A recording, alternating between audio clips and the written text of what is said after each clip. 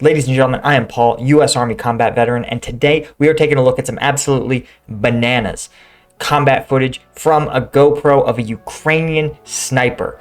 And we are going to be breaking down how not to react to a sniper ambush. Let's get into it. So, what is this? This comes to us from The Sun, who took it from Newsflash, who took it from Ukrainian Ministry of Defense. Now, there is not a lot of context to this video, but I'm going to try to do a little bit of analysis. There is the final part that you're going to have to watch at the link in the description because I can't show it, but it's at the very end and it's exactly what you think it is. It's when the sniper starts engaging. So, here's what we're looking at right now. What you have here is a sniper in position waiting as enemy forces enter what we call the kill zone. Okay, so this is a little bit different. Conventionally, sniper operations, right? That's like the old meme, one shot, one kill. What this operation seems to be is more of like an ambush by a designated marksman. I say that because first you can see that the camera is looking through some sort of optic. Now I believe that the camera is probably mounted to the barrel of a rifle, but the optic, of course, the crosshairs are not for a GoPro to go. They are for the actual shooter themselves. That's who needs to be looking down this optic. So I think this optic may have been added in post-production, but there's definitely some sort of telescopic lens because you can see the distortion around the edges of the view screen, right? That's sort of something you would see from, again, a telescopic lens or looking through binoculars or looking through a magnification source like a sniper rifle. And even if this is a powerful magnification of 10 times, these enemy are very, very close. Now, let's point out what sort of things they're doing. Well, I'm not going to say doing wrong, but that they've been set up poorly.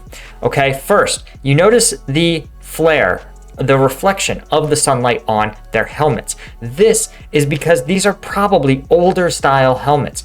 Plain steel helmets just with some paint sprayed onto them. And what that means is while they're green or sometimes like a dark brown, they still can reflect sunlight. Lord of the Rings, Lord of the Flies, Lord of War, Lord. Everything sounds cooler when it has Lord in the title. That's why I wanted to talk to you guys about today's sponsor, Established Titles. Established Titles is based on the old Scottish custom of referring to landowners in Scotland as Lord and Lady. They allow people to buy 1 square foot of land on a private estate in Scotland, and they provide you with an official certificate and crest. It features a unique plot number so you can identify your plot of land in Scotland. Best of all, they plant a tree with every order so your lordship helps support global reforestation efforts. I got the certificate as a last-minute birthday gift for my young nephew. His parents could officially change his name to Lord, get it on his plane tickets, and when he's older, add Lord to his credit cards and dating profiles. Established Titles is running a huge sale right now. Get 10% off your order with code VETERAN10. Just go to establishedtitles.com/veteran10 to get your gifts now. And thanks again to Established Titles for sponsoring today's video. And when we watch them move in the sunlight, you can see very clearly that it's easy for an observer to track their movements, to track exactly where their heads are because of how bright the reflection is off of these helmets. Modern combat helmets are painted with a sort of very rough matte finish. It almost feels like sandpaper. That's how rough it is. And they do that exclusively so that the sun doesn't reflect off of them, even if they don't have a conventional helmet cover. So this tells me that these guys are probably pro-Russian militia because in other news reports, photos, and videos, they're the only people who wear these old school 1960s style helmets. Now let's talk about what they're doing wrong. As you can see, they are walking down what we sometimes call a key avenue of approach. When you're analyzing terrain, you ask yourself, where is the enemy likely to approach from? And this road looks like one of those areas. It was identified by the sniper who got into position before they arrived, presumably. Now, the road looks like it comes down and it bends at a 90-degree angle right in front of the sniper's position. The DNR forces, this squad, or LNR, these militia forces are walking down the road and they, you may notice, are all in a single file. Notice how for the sniper, who's naturally going to set up along this key avenue of approach with a great field of fire, right? You notice how he can shoot way down the road. That's his field of fire, and it's excellent. You notice that because they're in a line, in a file is the military term for it, that means that if you aim for the person in the front and you miss, there's a good chance your bullet's gonna go and hit the person behind them, or the person behind them, or the person behind them. They're in a straight line. And if this was, instead of a sniper, a machine gun, it would be even more devastating. Now again, when you watch this play out, you're gonna see it's a semi-automatic rifle. It's probably a designated marksman, not a sniper. That's also one of the reasons that he's engaging these targets from very close. But what these guys should be doing is when you're on a dismounted patrol and you're going down an open key avenue of approach or MSR or a road of any kind, and this is a pretty big road, what you want to do is stagger your forces. And what that means is that you're going to have your lead person on one side of the road, the next person is going to be on the other side of the road and offset back. Third person is going to be on the same side but set back even further, so that if you were to draw a line between your troops, it would look like a zigzag. There's a couple of reasons for this. There's the obvious reason that we can see here, that walking in a line makes it easy for one person to line up that perfect shot and just gun you all down. But also, let's say instead of a sniper, this was a grenadier, someone with a grenade launcher or just some grenades and a good arm.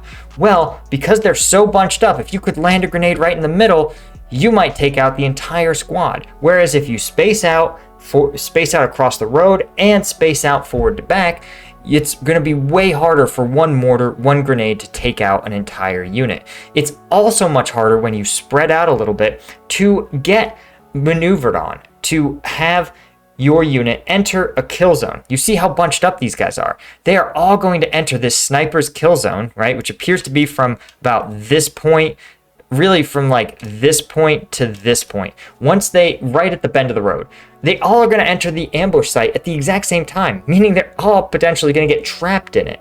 Instead, if you spread out and stagger up, you can actually have the forces all the way in the back. They can start to maneuver. They can start to maneuver on the attackers doing a counter ambush, but you can't do that if you're all bunched up.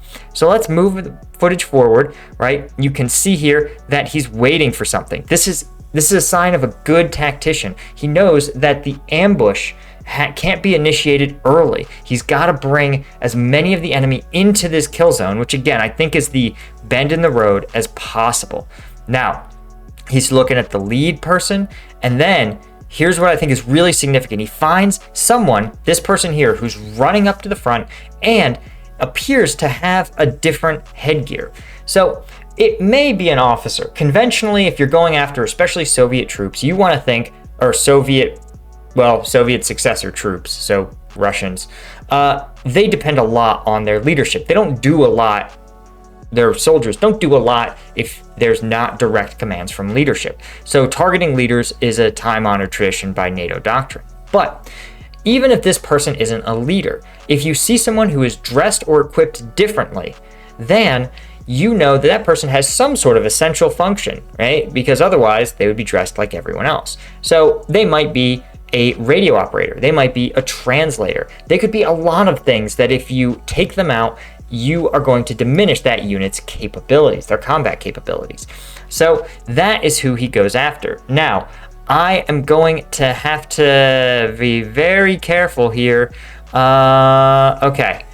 Yep, I gotta find this one part. We're gonna watch a little bit more. It zooms in, and that is all I can show you on this video. And all that happens is basically you see the barrel start to jerk, and you see some of the smoke emerge as though, rounds have been discharged. It is semi-automatic fire, so it tells me that it's probably a designated marksman rifle this person's using. But I hope you guys learned from this what not to do when you're on a dismounted patrol and why those procedures are in place. Spread out, make sure you're not wearing anything that's going to be reflective, and make sure that if you have key members of your unit, you don't make it quite that obvious.